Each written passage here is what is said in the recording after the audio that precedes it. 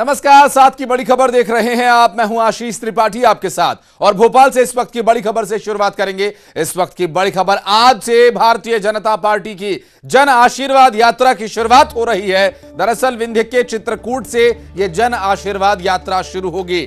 आपको बता दें कि कामतानाथ जी का आशीर्वाद लेकर इस यात्रा की शुरुआत भारतीय जनता पार्टी करने वाली है और बीजेपी के राष्ट्रीय अध्यक्ष जेपी नड्डा यात्रा का शुभारंभ करेंगे और मुख्यमंत्री शिवराज सिंह चौहान कार्यक्रम में शामिल होने के लिए पहुंचेंगे। दरअसल बीजेपी 5 जगह से ये जन आशीर्वाद यात्रा निकाल रही है, जिसमें विंध्य, महाकौशल, मालवा, ग्वालियर, चंबल और बुंदेलखंड से ये यात्रा निकाली जाएगी। जेपी नड्डा, अमित शाह, राजनाथ सिंह, नितिन गडकरी यात्रा का शुभारंभ करेंगे। तो भारतीय जनता पार्टी के आगामी विधानसभा चुनावों को देखते हुए ये जन आशीर्वाद यात्रा निकाली जा रही है, जो कि मालवा नीमच से भी निकाली जाएगी। राजनाथ सिंह यात्रा का शुभारंभ करेंगे 5 सितंबर को।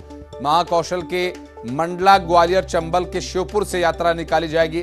अमित शाह इसका शुभारंभ करेंगे। 6 सितंबर को इंदौर संभाग के खंडवा से नितिन गडकरी यात्रा का शुभारंभ करेंगे। आपको बताते चलें कि भारतीय जनता पार्टी की इस यात्रा से कितना लाभ पार्टी को मिलेगा, लोग कितना जुड़ाव इससे महसूस कर पाते हैं, ये यात्रा के साथ ही स्पष्ट हो जाएगा। चूंकि जोर शोर से तैयारियां की गई है, बड़े और व्यापक स्तर पर भारतीय जनता पार्टी अपनी इस जन आशीर्वाद यात्रा को निकालने के लिए पूरी ताकत झोंके हुए है और इस जन आशीर्वाद यात्रा में कितना आशीर्वाद लोगों का पार्टी को मिलता है, देखने का विषय होगा। लिए चलेंगे आपको भी।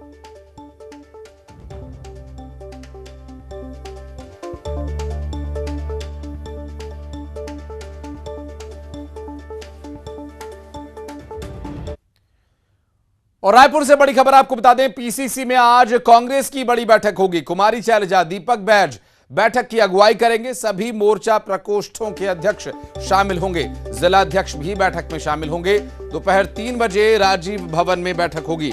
आपको बता दें कि इस बैठक के माध्यम से आगामी रणनीति पर मंथन किया जाएगा और पार्टी के जो प्रमुख नेतागण हैं इस बैठक में शामिल होंगे। सभी मोर्चा प्रकोष्ठों के अध्यक्ष भी इसमें शामिल होंगे और दोपहर 3 बजे राजीव भवन में यह बैठक होनी है।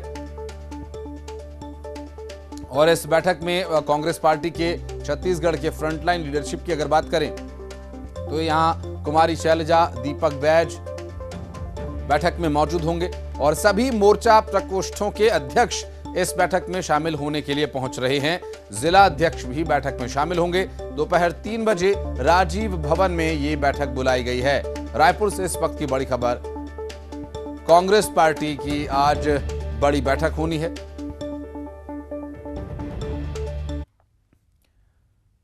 और चंद्रयान 3 को लेकर एक बड़ी खबर आपको बता दें, चांद पर प्रज्ञान रोवर ने अपना काम लगभग पूरा कर दिया है और प्रज्ञान को चांद पर सुरक्षित जगह पर पार्क किया गया। चांद पर स्लीप मोड में सेट किया गया है रोवर को। दरअसल एपीएक्सएस और एलआईबीएस पेलोड को ऑफ कर दिया गया है और पेलोड्स का डाटा लैंडर के जरिए पृथ्वी पर ट्रांसमिट कर दिया गया है। रोवर की बैटरी अभी फुल चार्ज है। 22 सितंबर को चांद पर फिर सूर्योदय होगा। सोलर पैनल सूर्य की तरफ, रिसीवर ऑन रखा गया है। सनराइज के बाद रोवर के फिर से काम करने की उम्मीद है। अगर वो नहीं जगा तो हमेशा चांद पर भारत के लूनर एम्बेसडर के तौर पर वो मौजूद रहेगा। रोवर प्रज्ञान की हम बात कर रहे हैं, जो कि एक बार फिर स्टार्ट होगा, इस बात की उम्मीद है। लेकिन अगर वो स्टार्ट नहीं होता है, अगर वो नहीं जागता है, तो हमेशा चांद पर भारत के लूनर एम्बेसडर के तौर पर उसकी मौजूदगी रहेगी। रोवर प्रज्ञान जो कि 22 तारीख को एक बार फिर अपने काम पर लौटेगा, इसकी उम्मीद है।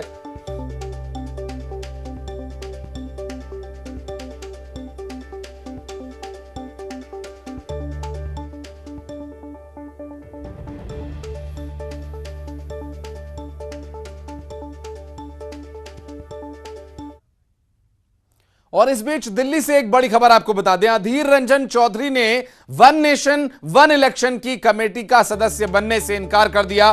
पत्र लिखकर अधीर रंजन चौधरी ने पत्र लिखकर इनकार कर दिया।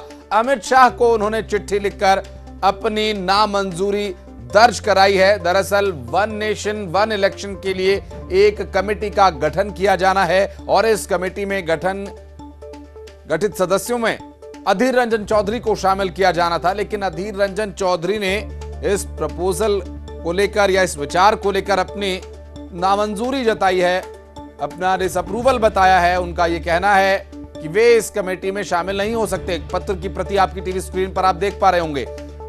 देश के गृह मंत्री अमित शाह को उन्होंने पत्र लिखकर इनकार किया है one nation one election committee का सदस्य बनने से। दरअसल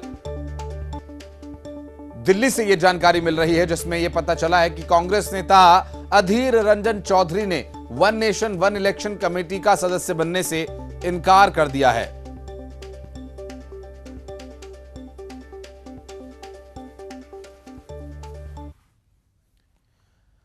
और मंडला में एक बेकाबू ट्रक स्कूली बच्चों से टकराते हुए एक दुकान में जा घुसा।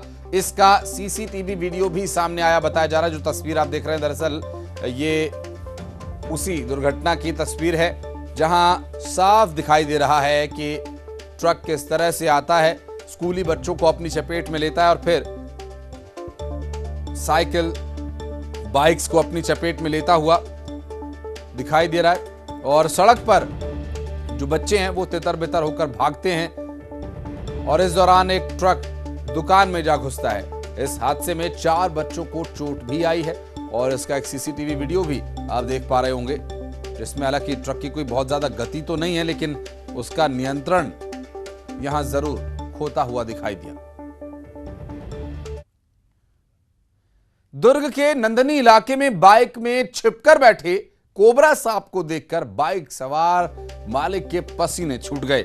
आनन फानन में स्नेक कैचर को मौके पर बुलाया गया और स्नेक कैचर ने किंग कोबरा को अपने काबू में लिया। दरअसल उसे सुरक्षित एक डिब्बे में बंद कर स्थान सुरक्षित चुना गया उसे छोड़ने के लिए। और सांप को काबू करने के दौरान वो बार बार फुफकार रहा था, फन मार रहा था और कोबरा के फन को देखकर वहां मौजूद हर कोई सहम गया।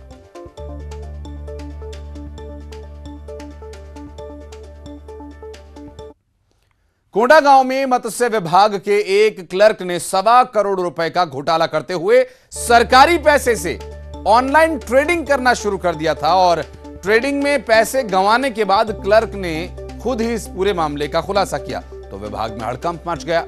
अधिकारियों ने थाने में इसकी शिकायत दर्ज कराई है और अब सिटी कोतवाली पुलिस पूरे मामले की जांच पड़ताल कर रही है। आरोपी संजय सिंह गढ़पाले मत्स्य विभाग कोंडागांव और नारायणपुर के चार्ज में था और 1 साल के दौरान उसने अधिकारी के फर्जी साइन कर 1.25 करोड़ रुपए के सरकारी रुपयों को अपने खाते में ट्रांसफर किया। उस रकम को ऑनलाइन ट्रेडिंग में गंवाया। पुलिस की माने तो आरोपी के पास से 1 लाख रुपए की रकम, कंप्यूटर और बैंक के पासबुक जब्त किए गए हैं।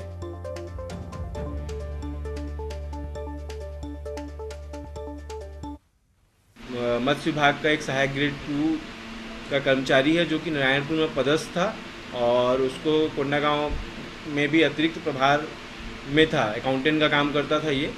और ये जून 2022 से अभी तक ये लगभग शासकीय पैसे को अपने खाते में 1 करोड़ 25 लाख जो राशि थी ये अपने खाते में डाल लिया है, जिसकी जांच की गई मत्स्य विभाग के द्वारा और जांच करके रिपोर्ट आया। उसके बाद ये थाने में आकर अपराध पंजीबद्ध कराया गया। थाने में धारा 409 420 का अपराध पंजीबद्ध किया गया है।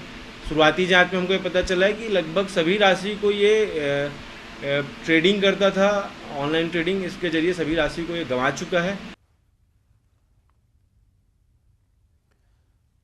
और नर्मदापुरम से एक बड़ी खबर इस बीच आ रही है। दरअसल दूधी नदी में डूबे 2 बच्चों के शव मिल गए हैं। दीपेश और करण के शव नदी से निकाल लिए गए। रेस्क्यू टीम ने दोनों के शव नदी से निकाल लिए। देर रात तक जारी रेस्क्यू ऑपरेशन जिसमें 3 और बच्चों के लिए सर्च यानी तलाशी अभियान जारी रखा गया। दूधी नदी में डूबे थे बच्चे और यहां प्रशासन ने आर्थिक सहायता दिए जाने का भी ऐलान किया है। मृतक के परिजनों को 4-4 लाख रुपए की आर्थिक सहायता राशि दिए जाने का ऐलान किया गया है।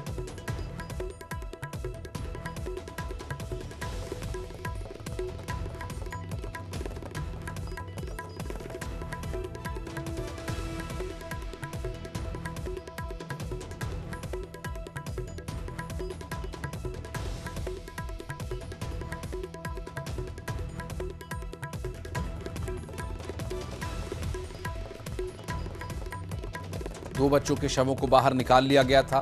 रेस्क्यू टीम ने दोनों के शव नदी से निकाल लिया। हालांकि कुछ और बच्चों के यहां पर होने की आशंका के चलते सर्च जारी रखा गया। हालांकि रात के वक्त सर्च ऑपरेशन को रोक दिया गया था। दूधी नदी में 5 बच्चों के डूबने का ये दर्दनाक मामला। हालांकि मृतकों के परिजनों को ढांढस बंधाने के लिए और सहयोग करने के लिए आर्थिक सहायता जरूर यहां पर किए जाने का ऐलान किया गया है, जिसमें मृतक बच्चों के परिवार वालों को 4-4 लाख रुपए की आर्थिक सहायता दिए जाने की बात कही जा रही है। हालांकि सर्च ऑपरेशन अभी मुकम्मल नहीं हुआ है और जो 3 बच्चे और तलाशे जा रहे हैं, कब तक उनकी बरामदगी होगी ये देखने का विषय है। देवास के सिल्वर कॉलोनी में शहर काजी और अन्य के साथ विवाद के बाद मामले में औद्योगिक थाना पुलिस ने काजी पर धारा 307 और 25 आर्म्स एक्ट एट्रोसिटी एक्ट की धारा बढ़ा दी है। देवास एसपी संपत उपाध्याय ने बताया कि सीसीटीवी फुटेज के आधार पर 307 की धारा बढ़ाई गई है। वीडियो में हथियार भी दिखाई दे रहा है, जिसके बाद आर्म्स एक्ट की धारा बढ़ा दी गई। आपको बता दें कि 2 दिन पहले हुए एक विवाद के बाद मामला गर्मा गया था। शहर काजी अबुल कलाम का सोशल मीडिया पर एक वीडियो वायरल हुआ। सीसीटीवी में शहर काजी रिवॉल्वर लेकर किसी के पीछे भागता हुआ दिखाई दे रहा है। ये क्षेत्र में एक प्लॉट चल रहा था जिसके जांच की जा रही थी थाने पर। उसमें कुछ नए सबूत मिले हैं, एक वीडियो फुटेज वगैरह मिला है और कुछ अन्य गवाहों के बयान भी हुए हैं। तो उन जो भी तथ्य आए हैं, सबूत और बयान के आधार पर उस प्रकरण में धारा 307 का इजाफा किया। और सीए की परीक्षा को देश की सबसे कठिन परीक्षाओं में गिना जाता है। ऐसे में इस परीक्षा का बच्चों पर भी काफी दबाव रहता है। लेकिन इस परीक्षा में प्रदेश की बेटी ने इतिहास रच दिया। इतना ही नहीं, Guinness book of world record में भी इस बेटी का नाम दर्ज किया गया। कैसे एक बेटी ने किया यह कमाल, देखिए इस रिपोर्ट में।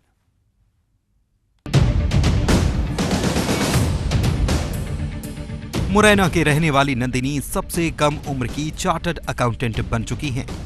दुनिया में सबसे कम उम्र की सीए नंदिनी ने गिनीज रिकॉर्ड में अपना नाम दर्ज कराया है। नंदिनी ने साल 2021 में सीए फाइनल कर देश में टॉप किया था। नंदिनी अग्रवाल हमेशा से ही जल्दबाजी में रहती थी। स्कूल में 2 क्लास जंप करते हुए 13 साल की उम्र में ही उन्होंने 10वीं की परीक्षा पास कर ली थी। फिर 15 साल की उम्र में 12वीं की परीक्षा पास की और अब 19 साल की उम्र में गिनीज वर्ल्ड रिकॉर्ड बना दिया, जो किसी खिताब से कम नहीं। नंदिनी ने साल 2021 में सीए फाइनल परीक्षा में 800 में से 614 अंक हासिल किए। उन्होंने 83,000 उम्मीदवारों को पछाड़ते हुए देश में नंबर 1 रैंक हासिल की, जिसके बाद नंदिनी को सबसे कम उम्र की छात्रा मानकर गिनीज वर्ल्ड रिकॉर्ड ने भी मान्यता दी है।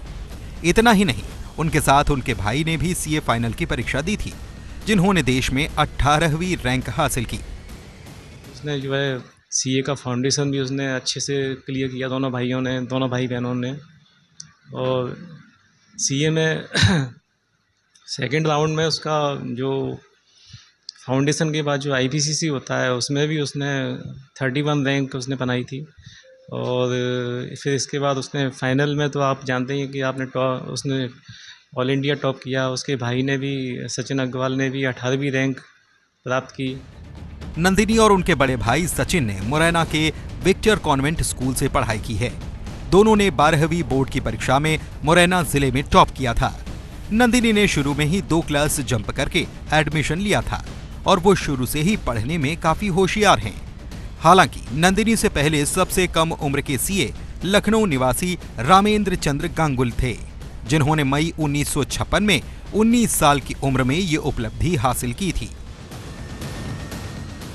न्यूज़ 18 के लिए मुरैना से अमित शर्मा की रिपोर्ट।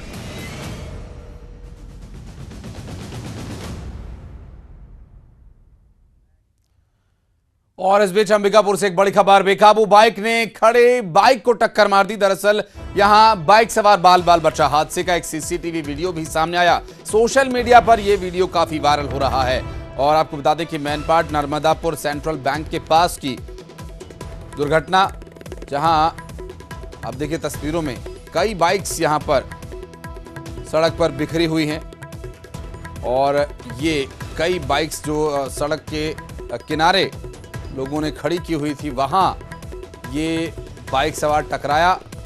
और ये जो पूरा दुर्घटनाक्रम है, ये देखिए किस तरह से सीसीटीवी वीडियो में साफ दिखाई दे रहा है। बेकाबू बाइक ने खड़ी बाइक्स को किस तरह से टक्कर मारी। हालांकि जो बाइक सवार है उसकी स्थिति इस पूरे मामले में अभी खतरे से बाहर बताई जा रही है। हालांकि ये जो दुर्घटना का वीडियो है, ये सीसीटीवी वीडियो है और सोशल मीडिया पर इस वक्त वायरल हो रहा है। बेकाबू बाइक ने खड़ी बाइक्स को टक्कर मारी और जो बाइक सवार है वो बाल बाल बच गया, उसकी जान बच गई।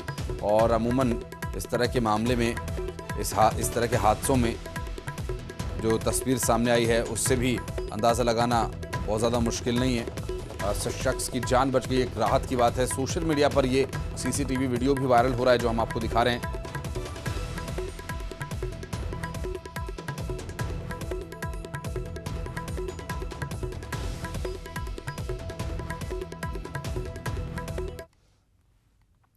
और बढ़ते आगे, रायपुर से बड़ी खबर, घोषणा पत्र की तैयारी में कांग्रेस जुटी हुई है। महिलाओं से जुड़े विषयों पर पार्टी सुझाव ले रही है। दरअसल 3 महिलाओं की एक कमेटी गठित की गई है और कल कमेटी सुझाव पेश करेगी और महिलाओं से जुड़े विषयों को लेकर ये सुझाव पेश किए जाएंगे। 3 महिलाओं की एक कमेटी का गठन किया गया और कमेटी अपने सुझाव पार्टी के सामने प्रस्तुत करेगी, जिससे कि महिलाओं की क्या आवश्यकताएं हैं और उसी के आधार पर उसे घोषणा पत्र में जगह मिलेगी। रायपुर में प्रदेश कांग्रेस की बड़ी बैठक, कल स्क्रीनिंग कमेटी की बैठक होनी है। बैठक में पीसीसी के दावेदारों की सूची पहुंची है और यहां पर 90 विधानसभा के दावेदारों की सूची तैयार है। 3 दावेदारों के नामों का पैनल तैयार होगा। 6 सितंबर को कांग्रेस सूची जारी कर सकती है। आपको बता दें कि ये तैयारी जो है इस वक्त अपने चरम पर है और बड़ी बैठक कल होने वाली है स्क्रीनिंग कमेटी की। और कल होने वाली पीसीसी की बैठक में दावेदारों की सूची पहुंची है। 90 विधानसभा के दावेदार, 3 दावेदारों को एक पैनल के रूप में वहां पर प्रस्तुत किया जाएगा। और छतरपुर में सरेराह सरपंच पति की पिटाई का मामला, आदिवासी महिला सरपंच के पति को पीटा गया। सरपंच पति की पिटाई का वीडियो भी सामने आया, बताया जा रहा है। सिविल लाइन थाना इलाके की यह वारदात है। गांव के ही कुछ दबंगों ने उसकी पिटाई कर दी। सरपंच पति ने जबरन अपनी बाइक पर सरपंच पति को ले गए वो, और सिविल लाइन थाना पुलिस ने मामला दर्ज कर लिया है। और इसके बाद से आरोपियों का कुछ अता पता नहीं है, जिनकी तलाश की जा रही है।